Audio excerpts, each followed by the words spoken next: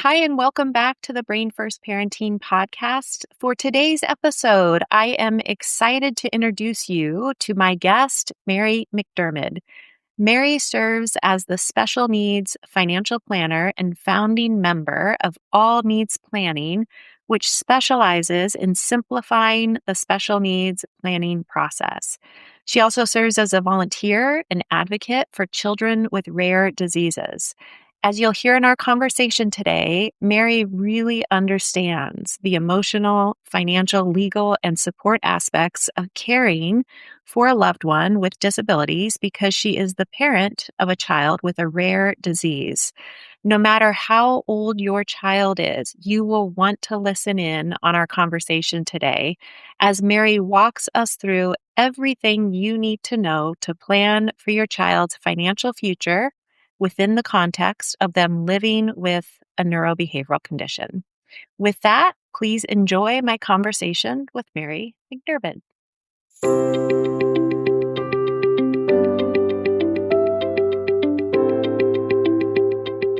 Hi there, and welcome to the Brain First Parenting podcast. I'm your host, Eileen Devine, and I am a therapist, parent coach, and educator who supports parents that are raising children, teens, and young adults with brain-based differences and challenging behavioral symptoms.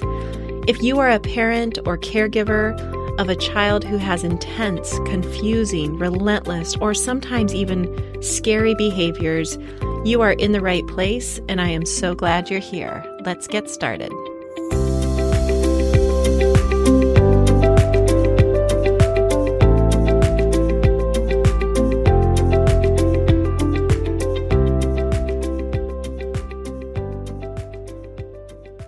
Hello, Mary. Thanks so much for joining me on the Brain First Parenting podcast. I am so excited to have you here.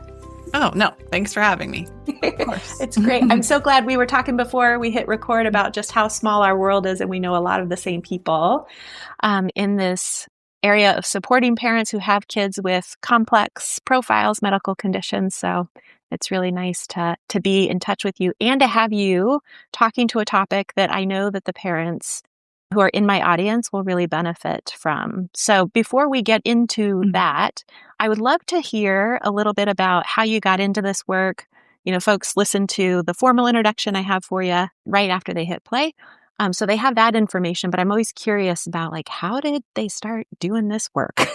Yeah, totally. And I always like to preface that formal introduction with I'm also the best unpaid Uber driver, snack bringer, I get all the it. things that we also do, but that's not going to get compliance approved, right? But I'm a current athlete, former basketball player, all of those things. But yeah, I got into this 10 years ago, actually in January.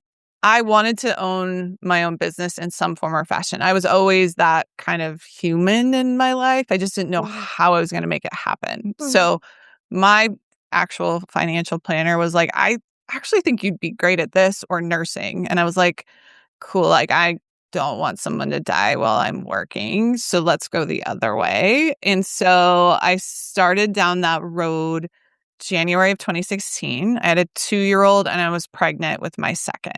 Okay. Super, super easy time to just launch into your own business. And about 2 months in, really early in, we had an ultrasound at the halfway point to find out the sex. And we also found out there were tumors on my daughter's heart. And we were a 99% chance we were going to have specific rare disease called TSC. So in the rare world, that's a gift. I still see it as a gift. At the time when I was pregnant, I was very scared. But now looking back, I'm like, oh my gosh, I'm so glad I knew that going in. She was going to be in the NICU. We were going to have her in the hospital. All these things were very laid out for me in a very nice, actual way, where not everybody gets that gift. And so I was a baby advisor. I had done my own planning. And then when I got out of the NICU fog and got myself back into the working world, I was like, my plan that I already did was hosed. That was only a couple months ago. Yeah. This seems complex because I don't know, how are we going to do this? It's not a okay, my other daughter, we're going to college fund. She's going to go off to college. We have money set aside for that. She's going to launch into the world. Yes. It's not in any way like none of that seems relevant. Yes. So I raise my hand when I need help. And luckily, the company I was with at the time had a program called Special Care. They had me get a designation to help families like ours. Their leader, Kelly Piacente, is kind of a trailblazer and been in this work her entire career. Mm-hmm. And she's one of my great, let's say, mentors in the space. So Yeah. I really Yeah. credit her with like saying, hey, I think you should do this. And also, like, here's the CEO of the TSC Alliance because I have her phone number and you should call her and she's going to tell you it's going to be okay. It's like small worlds of the small worlds, right? And Yes. so, yeah, I was like, okay, cool. I want to help these families. Like, I'm in. Let's do it. And so I am kind of a leaper without a lot of research. I was like, I want to help these families, whatever that means. Let's make it happen. So Yes. Yes. after Oh 10 my gosh. years, you can kind of pick up a lot. I mean, I'm also human that likes to be curious, and every person that comes to me has a different scenario, which keeps my brain and the puzzle part of it really Yep. active. And so, this fits me. Like I don't, Yeah. and then I Oh, think I just walked through the park with a 20-year-old who wants to go down this road of being in our industry. And I was like, yeah, oh man, I remember not knowing anything about myself when I was 20. Like, yeah. It's a I was like, very specific knowing at 20 years old. yeah, I was like, I had a lot of questions for her. She was probably like, why are you asking me some questions? But Oh my gosh. I was like, I just feel really excited that I get to help the people that I adore Yes. in my job every day. Yeah, I love that. I can hear the passion that you have for these families too. And similarly, I mean, the families you work with are the families that I work with, so I get that. Yeah. I on this podcast I have parents of all their kids are of all ages, but I know that I have Mhm. a lot of parents in that tween age group, the teenager age group. I shared with you that my daughter is 17. So I'm like very selfishly like, yes, let's have a conversation about this.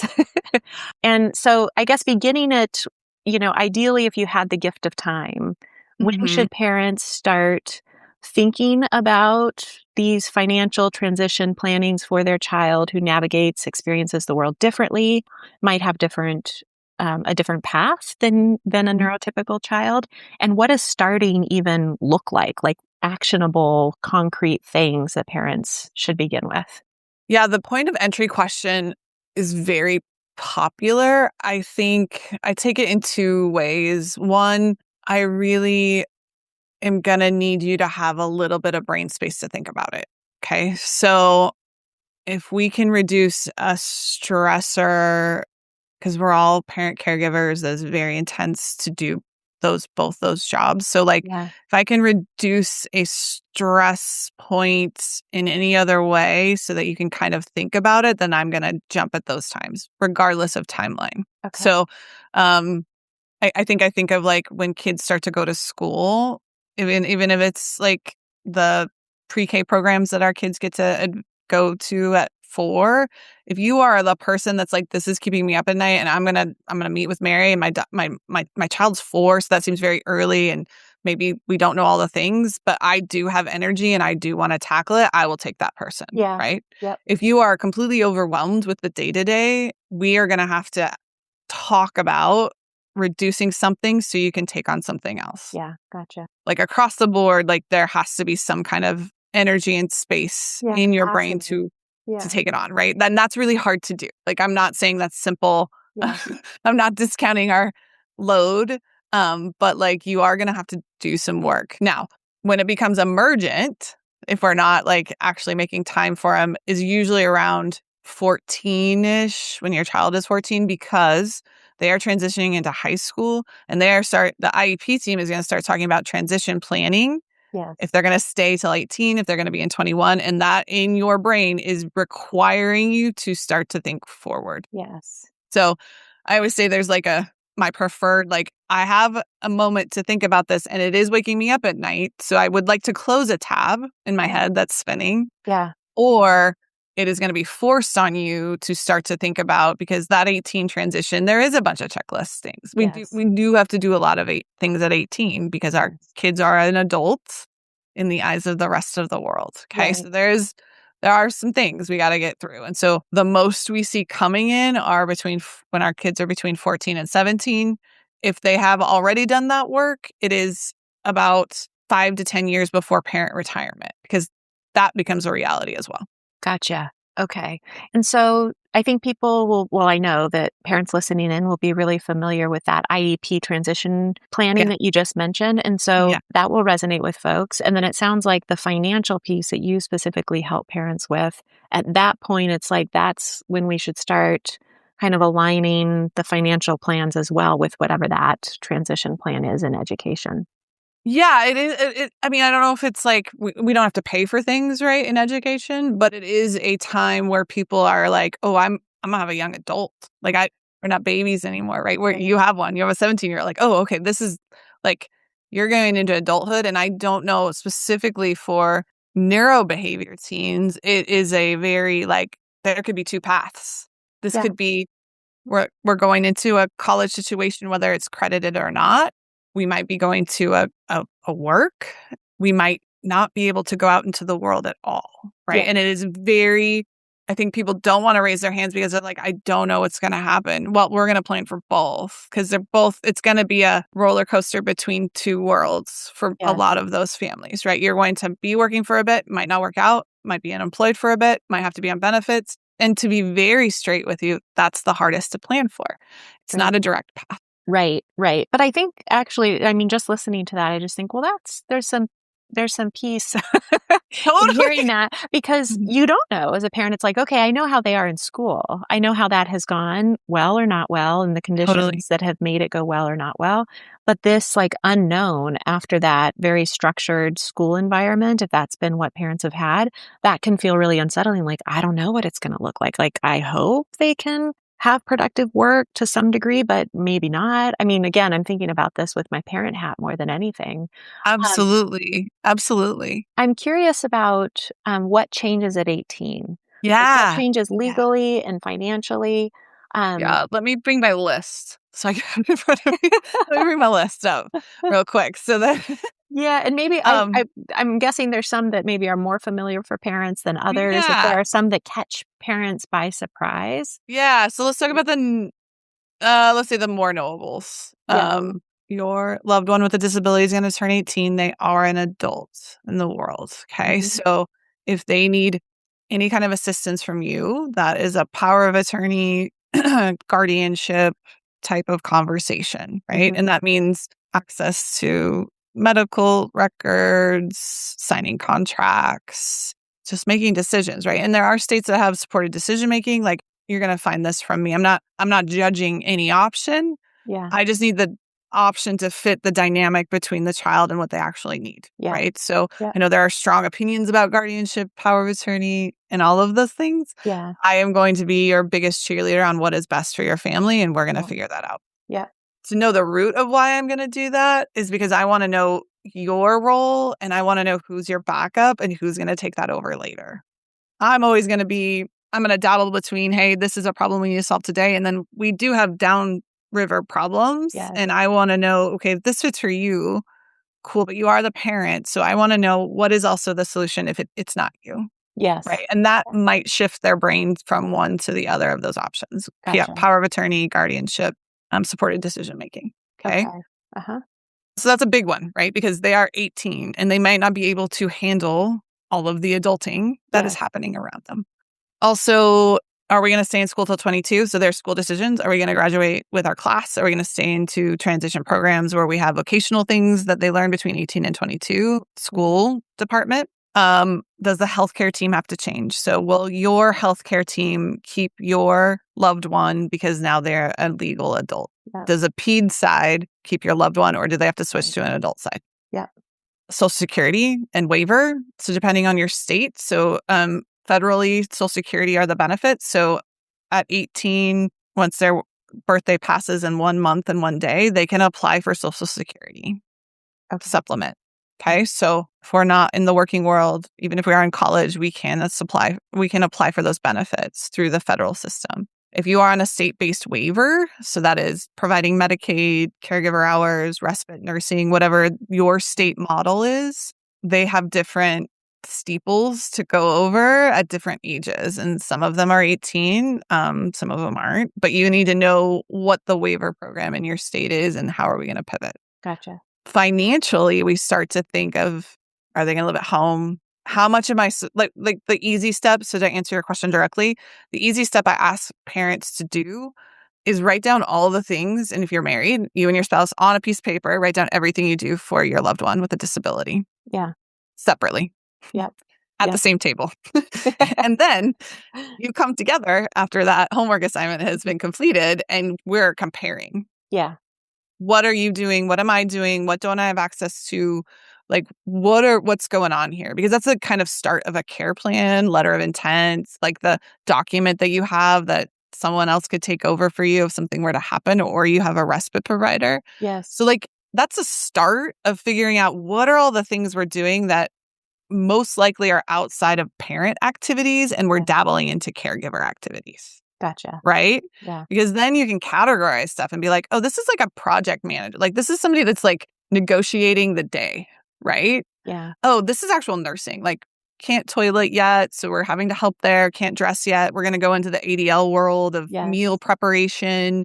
What in the world there can we do, right? Yeah. And if it is intense nursing, there's nursing stuff like G-tube fed, if we're in a wheelchair, if we, whatever those behaviors, if we have Right. behavior and who can handle it, like, Yes. so there is a way to like kind of figure out the task. It's not fun. I did it with my husband and it was not, there was some realizations on both sides where we were like, oh, Yes. you do divide and conquer, which is required, but you also like need to be informed. Yeah. Yeah. I'm thinking about the parents that I work with, and one of the things that they do when they come to me is start to get really clear on what their child is actually capable of and not. Because a lot of these young adults can at times appear what we'd consider neurotypical. And Totally. They can get so by. They they can get can get by. by. But as they get older, they can't get by as The gap gets well. bigger. That's right. And Yeah. so yeah, I call it the expectation gap. I just recorded a podcast episode. Oh, I'll listen. I'm listening to that. When does that get published? I'm in. I'll Few send that weeks. to everybody I know. Yeah, because it's very disorienting. It feels like whiplash, like what just happened. And so doing that, like for parents who have younger kids, doing that, just like inventory lists that you talked about, but making sure that they're doing it again as their child gets older, because the world is expecting more of them. And so Yeah. there may be more things to add to that list that weren't on there before. I agree. And to me, that the things that will start to stand out is like, are we going to go down a benefit road? Like, are these intense enough where we can Yeah. apply for some of these state-based benefits or federal benefits that can help? Yeah. Because, I mean, I'm not unguilty of this, of being like, my daughter can definitely tie her shoes. Yeah. Can she tie them without 4 reminders? Yeah. Right. No. The Do we proper. have to Yeah. kind of get out of the house at a certain time so she's not late for school? Absolutely. So there is like Yes. things that creep in that you're going to do for your loved one with a disability where you're like, oh, and it comes to me at the IEP meeting where like, yeah, we're having a really hard time with XYZ. And I was like, yeah, we're not doing that at home. Like I'm Yeah. Yeah. Right. I'm tired and I should be definitely challenging her to do more, but like Yeah. Yeah. Well, sometimes as they become a young adult, things like for my daughter, she really cares about her hygiene. Like that, she feels self-conscious if, her yeah, hair isn't quite so, or, what she has clothes that need to be changed, which is, of course, understandable and developmentally appropriate. But she totally. doesn't necessarily have the skills to do something about it without me prompting her through, like, now let's remember to take care of this, take care of that.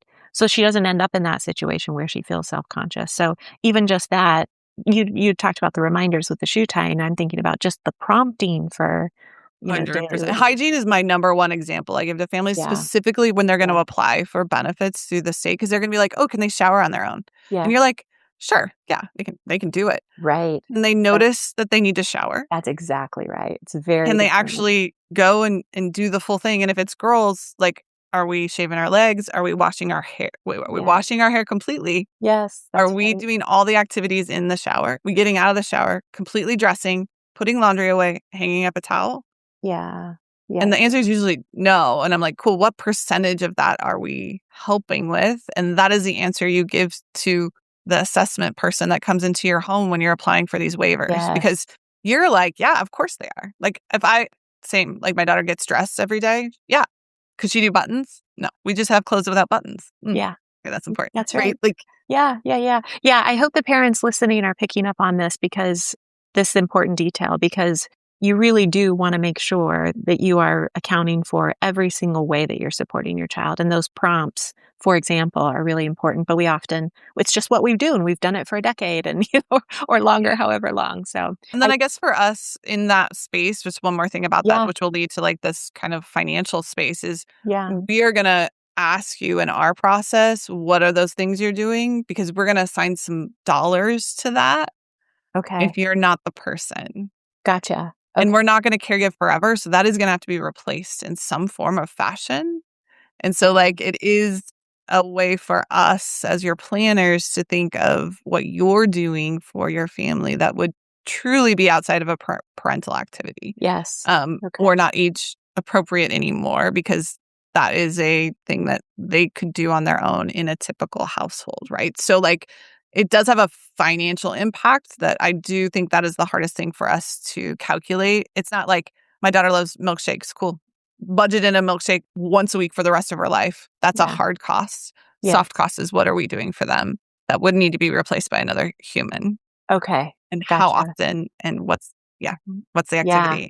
Ooh, does that make sense too? Oh, it makes total sense. And I'm just thinking, like, my mind's spinning a little bit. My head is spinning a little bit because I'm like, yeah, this gets complicated really quickly. I know. I'm trying to keep it high. I'll try to keep it high. But I mean, I think it really does highlight the need for somebody with your expertise. So I did want to, before we go much further, you mentioned a few terms, and I was hoping you could just give at least brief definitions of them. I heard you say supported decision making, guardianship. I know there's also conservatorship, like those three big ones. Are you able to give just brief definitions? Yeah. So the major differences I see, and I put guardianship and conservatorship in the same bucket because different states call them different things, but they're kind of in the same, let's call them in the same camp. Okay. Power of attorney and supported decision making. So this guardianship, power of attorney roads are dependent on your loved one's ability to sign a document. I think of these in the elder space too. So my dad had Parkinson's. He started to need someone to help him make decisions. Okay. In the elder space, my dad was more than willing to put me down as his power of attorney. He was signing a document. He was of sound mind saying, I want my daughter to be my power of attorney. That meant I am one and the same with him. I can sign a document. I can sign checks. I could sell a house. Like we are literally, while he's alive, we are one and the same. Gotcha. Guardianship is for those that could not sign that document. So let's play this out longer. My dad goes into dementia, right? He's not of sound mind. If we hadn't signed that power of attorney, I would have had to go petition the court that I need to be the guardian of my father because he can't make decisions for himself. Okay. And the court assigns me that guardianship or conservatorship. Okay. So it really is a capacity of your loved one on roads to go down. And then what it allows you to do, like I said, in the power of attorney and guardian space, these documents feel the same externally to the world. It's just one is I did this of sound mind and allowed someone to do this in my stead if I needed it. And this one is I petitioned a court that you can't make those decisions and I'm volunteering to be your person. Okay. Like high level crayon. Like people are going to like jump in the comments and be like, that's not perfect. I was like, it's not perfect, but it is very, very high level. Yeah. We're just giving general broad stroke definitions here. I'm not a lawyer, just so we're super clear. Yeah. So, and you begin either one of those processes at 18 or is that? Yeah. Some states allow both pre-18, but most of them are triggered at 18 because they are an adult. The one hot tip I would tell you to do, this is specifically, I'm talking to you. Yeah. Get your daughter a state ID. Yeah. Okay. Before she turns 18, because that is easier as a minor and a parent coming in to help than after 18. Now they want you to have some kind of documentation of why you can help them get that ID. Yeah. Okay. A very hot tip if you want one, just get an ID pre-18. Doesn't have to be a driver's license, obviously. It could just be a state issued ID. Yeah. Okay. We have 6 months. We'll do it. Yeah. You're like writing all the things I know. down. Yeah, absolutely. Absolutely. All right. I'm curious about ABLE accounts Oh, yeah. and Yeah. when a family, just a brief overview and definition of what it Mhm. is. If it's new for some folks, I imagine it is. And then when does a family start thinking about opening one? How does it work? All of those details. Yeah. Yeah. I'm going to talk about ABLE and special needs trust because they're like in the same camp of questions that I get all the time, if Okay, that's cool. great. Yeah. So let's do like the high level, right? So I'm going to use my daughter as an example to tell the story of why we have them and when we should get one. Pretend she's about to turn 18. So let's talk about the 18 transition, okay? Yeah. I am applying for Social Security, and the way Social Security works is you apply, let's say we apply today. Right now, they're running about 10 months to approval. Okay, so that's a long time to Yeah. wait, but they back pay you to the date of application. Okay. Okay, and when you're on these means based benefits, you can only have $2,000 in your name, but I'm going to get from back pay $10,000 from the federal government. Yes. Okay. I'm seeing Okay. this. Yep. So where am I going to put $8,000 so I can get under that threshold in the Yes. 6 months they allow me to pay that down? I'm going to use an ABLE account. Okay. Okay. So an ABLE account is, we leverage them to put monies in for monies that come directly to your loved one's name. So for my daughter, if Ruth got any funds directly into her name, which Social Security would come to her in her name, it'd be a rep pay account that you can manage, but it is actually written to her. I'm using an ABLE account as an overflow to stay under a $2,000 limit to stay on these benefits. Okay. Okay, Gotcha. that's one example. Hmm. Another one would be if you have a loved one they were built as a vehicle to save into if your loved one has a disability and is in the working world. Okay, so let's play this scenario out. Let's pretend Ruth's a lot older. She's in her 30s. She's working at Mod Pizza. She's Hmm. getting $2,000 into her household every month from wages and $1,000 from Social Security. Yeah. Okay, and what number do we have to be below every month? 2,000. $2,000. Yeah. Okay. So she's going to pay me $500 for living within my home as a support agreement. Okay. We still have $500 we got to put somewhere, and she's not spending it down on anything. She's a thrifty person. Yeah. Okay. We're going to shove 500 into the ABLE, and we're going to be below the $2,000 threshold that Social Security requires. This is all above board. This is why it's created. So we can save into this ABLE account so that she can use those funds for a bigger purchase down the line. Gotcha. Okay. It Okay. comes with a prepaid card. So it gives her some autonomy. So she's in Special Olympics bowling. She wants $50 on her prepaid Visa out of the ABLE. We can load money onto there. She can do it for entertainment. We're good to go. Okay. Okay. So think of that as like, it's like a jack of all trades account, which is hard because they're like, is it a checking account? Is it an investment account? Is it blah, blah? It's all the things. It's all of the things that we're going to kind of use at our disposal. Okay.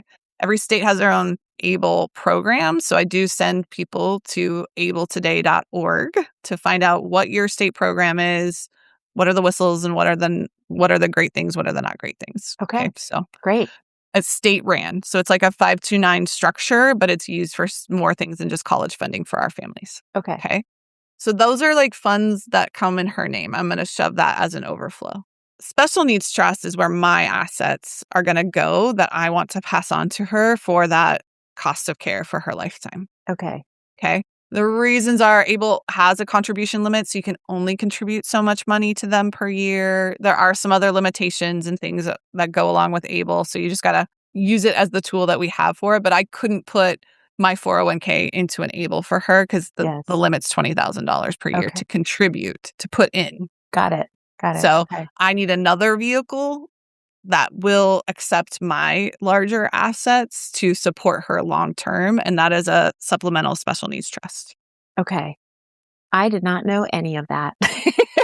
But that is the same, the Korean version of it. Like there's Yeah. obviously like once you get into the details, there's some other things. And I do want to be very clear, like we have clients that aren't on benefits that have these tools, because the thing I tell people as well is like, if you're not benefit eligible now, like you're not going down the SSI road, you're not eligible for the waiver or Medicaid in your state. Like I always tell the parent, this is fun and hard.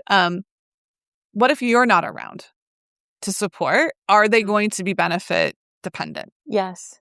Yeah. If it's yes, then we're going to plan for it, even though they're not in place now. Yeah, I know that that is a conversation that keeps the parents that Mhm. I work with up at night. And they're left going, I know I need a plan. I'm just not sure what to do about it. I don't know what my options are. So this is all really, really helpful. It also sounds like it's a way of protecting their benefits while still the parents still being able to help their young Yeah. adult as much as they're able to financially.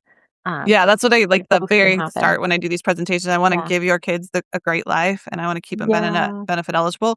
They're not like buddies. They don't hang out at bars or drink together after hours. They're like, They're separate. They're yeah, they're separate. separate. But Yeah. we need both and we're going to work with them both in whatever rules and things that Yeah. are laid out for us. Like we're going to work within it. And if you're not, I do like to at least plan for that we might need them if you're not here to support because we just Yeah. do a lot of things that we don't know that we do and if we're not around, they may be dependent on those. Okay. Okay. That, I mean, hearing about those two different options, and I'm sure there are more that we probably won't have time to get to today, but I'm so glad that people are going to know of you and can reach out to you and learn more. Yeah. Um, Yeah. I think the last question that I want to make sure I give you the chance to highlight. What are some of the biggest mistakes that you see parents, especially of teens, tweens, making as they try to figure out this planning for their child's future that is going to look different than maybe their other kids or what they expected? Like, what are some pitfalls we want to make sure they're aware of before they get there? Yeah, I mean, let's hit the emotional one. So it's the burying of the head. Okay. Just like everything's going to be work out, everything's going to be fine. And Yeah. then you're shocked when things don't and things are hard. Like, Yeah. just, I know from being a parent of a kiddo with a rare disease that it does suck when something comes up and you raise your hand and nobody's there, but there are people that will help. Right. And so I think we just can't go along and think that it's all just going to work itself out Yeah. in general. So, like, just kind of be proactive and be like, I'm actually going to just take a step and do some of these Yes. things on this checklist that are Yes. intense. And this is like the older generation not keeping records. So like if we're applying for these systems, you're gonna want the IEPs and you're gonna want some of the behavioral assessments. You're gonna want to have, and most things are digital now. So like I have clients that come to me that are in their 70s and they have a child that's 50 and they're like, we didn't even have IEP. Like we don't have that stuff. So it's Yeah. harder to prove out the need of things when you're in the benefit space if you have zero documentation. Yes. We don't need benefits, even though you probably might. Yeah. We can sustain without them. I am a pretty big proponent of applying no matter what, and either we're going to be waitlisted and we're in the system, which is better than having an emergent thing happen and have to apply and wait 10 months for Yes. something. So it sounds like it's all I talk about it as not having your head in the sand, which is what Not you're having your talking head in the about. sand is But really the biggest. It's just yeah, and just emotionally being like, this is our world and we're going to have to do it. right, and then finding expertise like you. Yeah, I mean, I shared with you earlier, like we're very familiar with financial planning, my husband and I, but we've not had any discussions about specifically what it means for my daughter. And even just this conversation highlighting like, okay, yeah, I think she will be a great employee for yeah, somebody someday. Like she's very capable. Now, is it full time? Is it consistent work? Is it like, yeah, that's still unsure, to be determined. unsure. And so to hear about like, okay, there's a way that we can protect her benefits, but also give her like as much independence, autonomy as possible. And that financially, like we want that emotionally and for lots of other reasons, but that Totally. financially there is a way that that can work out. But we have to start planning for it. We have to know what are the Yeah, options because and in how do your we head, set you're it like, up? I'm funding things right now. Yeah, Right, yeah, I can pay for things. Cool. right, Can you pay for them in retirement? And then what is the number you need to leave behind? Right. right. Is usually where we get to is like, even if she is in the working world, if it's part time, you're going to supplement somehow. Yes. Right. So And is that housing? Is that regular living? Is that what is right, that? Right. right, right.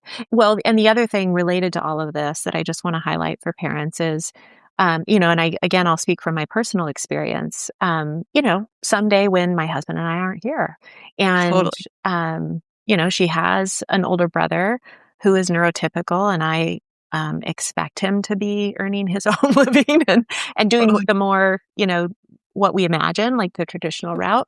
But I don't want him to feel the financial Yeah. burden of caretaking on top of what might already be involved. And so knowing that now when she's 17, like we're already looking ahead to that and thinking about what do we do now so that that reality isn't there for him, Yeah. and We take sibling relationships very seriously of yeah, I am a huge person, like, what can I do while I'm around to make yes, this not as intense for Ruth's sister, if she even wants a role. So, like, right, exactly. allowing it not to be a requirement, allowing them to go live, like, be a baby adult, like, come back around when you're 30 and we can talk about roles and positions and That's things. But, right. like, I want them to go experience the world. Totally. Yep. And then me to do as much work as possible to make that the smoothest handoff that can possibly be With out there. options, with some With options some to options. explore Yep. within that Yep. for And I sure. know people are like, "Oh, that's great for you. You have a sibling or you have an extended family." I don't have a lot of those things either, but I do like that assignment I said in the beginning. I did break up work so I could have 4 people take up jobs and not have it be, because if you're trying to replace yourself with one person, that's going to be a very hard task. Yep. Yeah. Yeah. Oh my gosh. I'm so glad that we've connected. We could talk forever. I know it's trouble. Because yeah, we could really get in the weeds with all of this. And so that's why I want folks to know how to find you, where Yep. to like see the resources you have, what you have to offer in case this is something that they're thinking like, okay, no, we need to get on this and do this. How can they Yeah. learn more about you? Yeah, so we're on all the socials. Allneedsplanning.com is our website as well. Okay. We have a looks like everybody, so another Facebook group, but like if you want to be part of a Facebook group that's only families and we're the admins, and so we throw surveys and questions in there to the group sometimes. But allneedsplanning.com, our website will get you to all the things that we offer. So if you want our direct help, if you want to buy our book that we just published 2 weeks ago, Yeah. that is now out in the world. Yeah. And then so we just have a lot of different ways to engage. And so it Okay. is kind of a choose your own adventure. But yeah, All Needs Planning has all of the things to get you to the places you want to go. Great. Okay. And I will connect with you so I make sure I get all of the Yeah. relevant links to Yeah. include in the show notes. So for folks listening, you can go to the show notes and find all of those relevant links to the book, to the website, all that kind of stuff there. Yeah. So, Yeah. all right, Mary. Thank you so much for spending No, thank this time you. with This us. has been amazing. It's wonderful to meet you. Maybe we'll be in touch again and have you back. I would love it. For part I'm in. 2. Okay. Take care. Bye.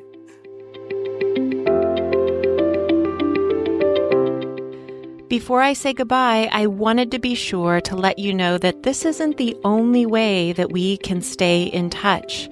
Every week, I pop into the inbox of thousands of other parents just like you with a short note that's focused on various aspects of this unique parenting experience.